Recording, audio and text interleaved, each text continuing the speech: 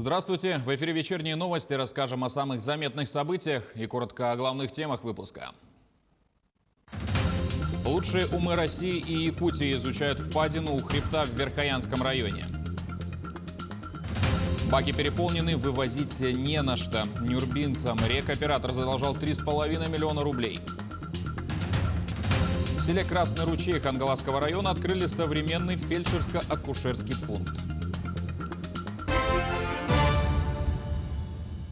Семьи, желающие за счет материнского капитала построить или отремонтировать свой дом, больше не обязаны предоставлять сведения в пенсионный фонд.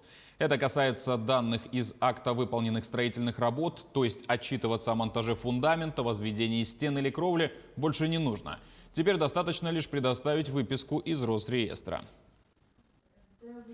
Год назад в Якутии был выявлен нулевой больной с COVID-19. Вскоре за ним в перепрофилированное отделение начали поступать и другие пациенты. Всего на борьбу с коронавирусом вступили свыше 8 тысяч якутских врачей и медперсонала. В рекордные сроки по всем районам развернули обсерваторы, создали дополнительные коечные места, завезли оборудование. Сегодня в ходе брифинга оперативного штаба зампред Ольга Балабкина выразила благодарность медицинским работникам, вставшим на борьбу с неизвестным вирусом.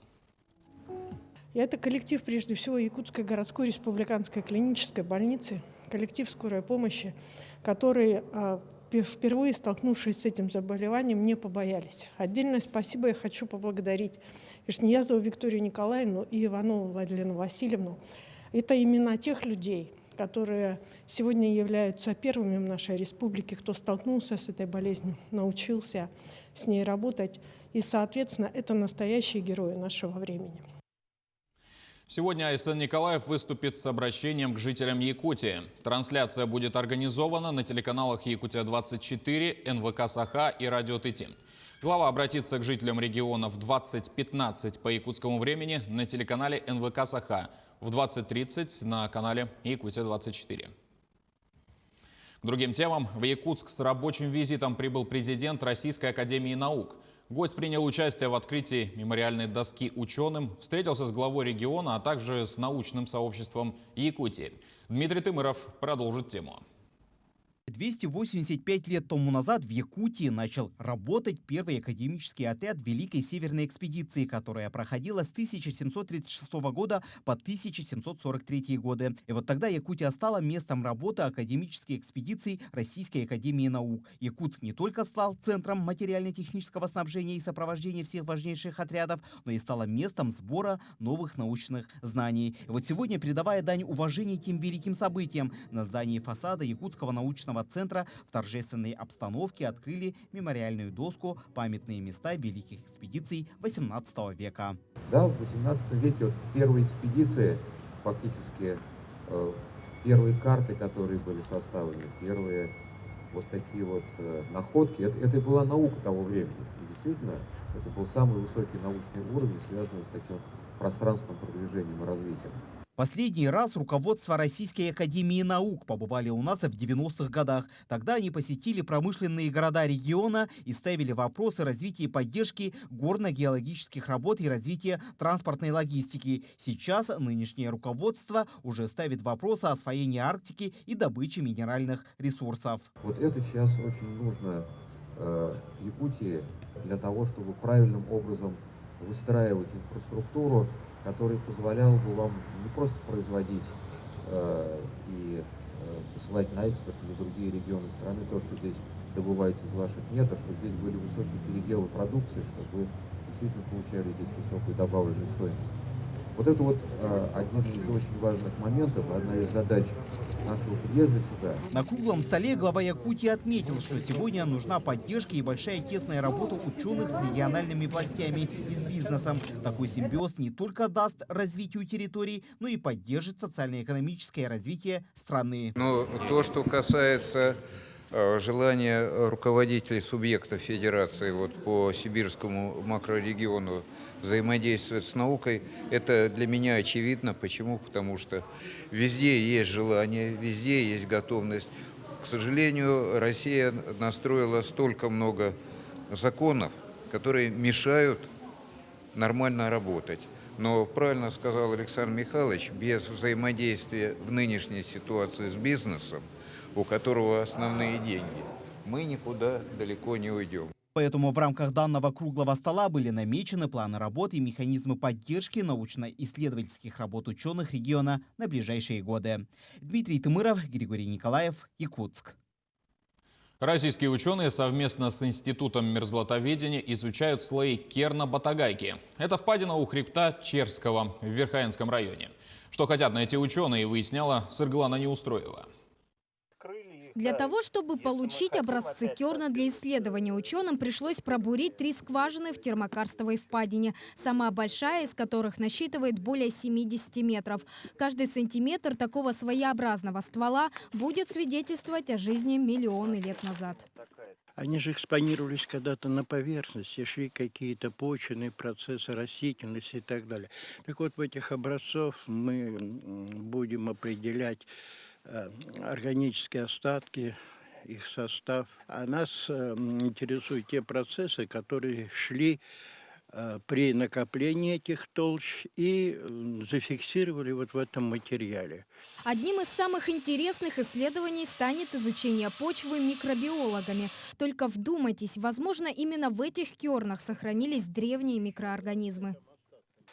Мерзлота, конечно, представляет большой интерес, потому что, как, наверное, вы знаете, мерзлота является таким большим хранилищем древних, в том числе древних микроорганизмов. В данный момент предсказать, что именно мы найдем, конечно, крайне затруднительно. Мы будем пытаться получить живых бактерий, их размножить и, соответственно, дальше проанализировать. По словам ученых, даже сейчас можно предположить, что отложение кратера Батагайки относится к эпохе среднего плейстоцена. Точное же датирование проведут уже за рубежом в университете Сассекса в Великобритании и в Институте полярных исследований имени Вегнера в Германии. Однако, когда это случится, точно неизвестно.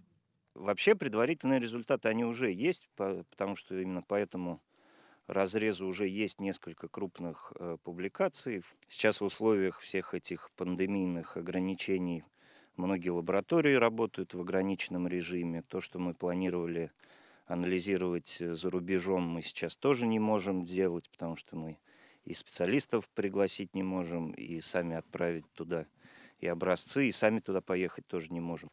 Проект изучения кернов в Батагайке во многом имеет и экологическое значение. Так ученые смогут выявить влияние климата на многолетнюю мерзлоту. В условиях современного влияния деятельности человека на климат это особенно важно. Сырглана Неустроева, Семен Семенов, Якутск.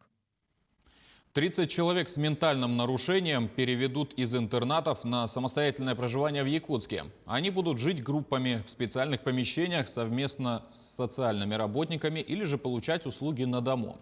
Для этого создали учебно-тренировочные комнаты в детском интернате в столице, также в поселке Серебряный Бор в Нерюнгринском районе. Для этих целей приобрели квартиру. Таким образом создают альтернативу психоневрологическим интернатам.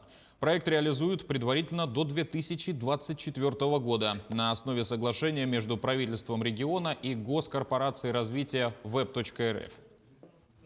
68 миллионов рублей в течение 3 лет мы планируем израсходовать на реализацию этого проекта. Получается, что на 3 года мы исключаем необходимость прямых затрат на такого рода практику на территории Республики Саха. Только в случае достижения результата мы сможем получить этот грант от правительства республики. В случае, если результат заявленный заранее не будет достигнут, эти средства, которые акционерное общество Веб-ДВ израсходует на проект, будут их риском. То есть это просто наша ответственность, что мы подготовили ребят в рамках проекта. Комиссия Министерства экологии Якутии посетила Мегино-Кангаласский район. Поводом стал осмотр мусорных полигонов в Нижнем Бестяхе и селе Тюхтюр. Как всегда, больными местами являются финансирование, материальная и техническая базы. Обсудили планы реформирования жилищно-коммунального хозяйства, в том числе обращение с ТКО.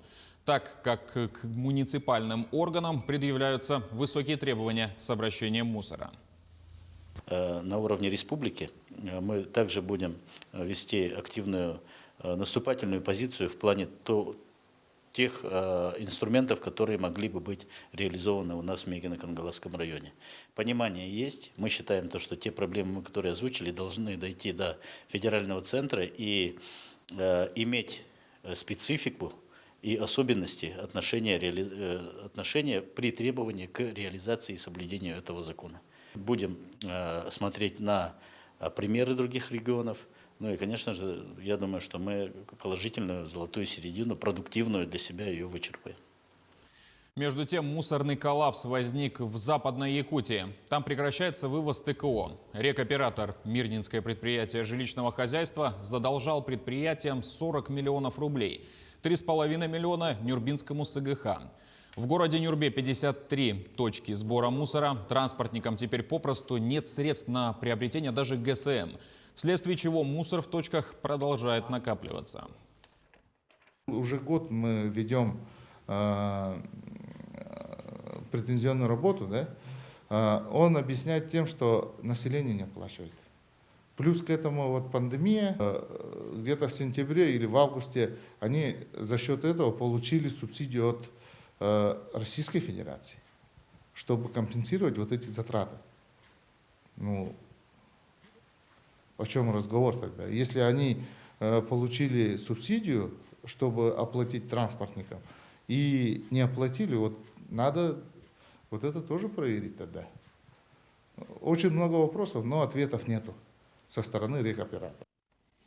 Новый модульный фельдшерско-акушерский пункт открылся в небольшом селе Красный ручей Хангаласского района. Объект возведен в рамках реализации национального проекта здравоохранения. Стоимость составила 3 миллиона 700 тысяч рублей. Прежде у пункта не было своего обособленного здания. В разные годы он располагался то в детском саду, то в обычном 4-квартирном доме.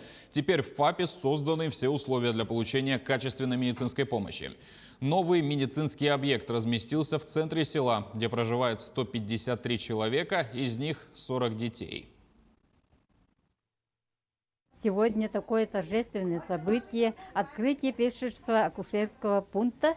Это впервые в истории качкатского наследия и нашего Красного ручья. Сбылась мечта нашего села, нашего коллектива маленького и наших пациентов. Помещение тут комната медперсонала, приемный кабинет, кабинет фельдшера, и процедурный кабинет, и аптека для хранения медикаментов. Напомню, что в 20:15 на НВК «Саха» и в 20:30 на Якутия-24 пройдет обращение главы региона к якутянам. А у нас пока все. До встречи в эфире.